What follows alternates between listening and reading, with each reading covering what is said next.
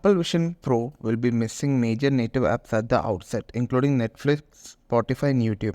One notable app to which users of the mixed reality headset will have access to when it debuts is Zoom, which supports the Vision Pro's persona feature.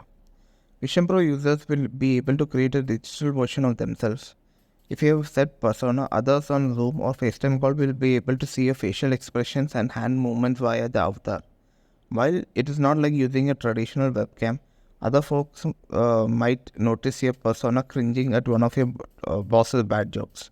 According to Zoom, the app's special experience can be scaled to the perfect size, so it shouldn't seem like you're miles away from somebody's persona. Although Vision Pro users can be represented as a persona, those joining the call from other devices will be represented as a floating tile. Zoom is one of the first major third-party apps to use this tech. Apple's and Microsoft Teams and Cisco WebEx are also getting into the party.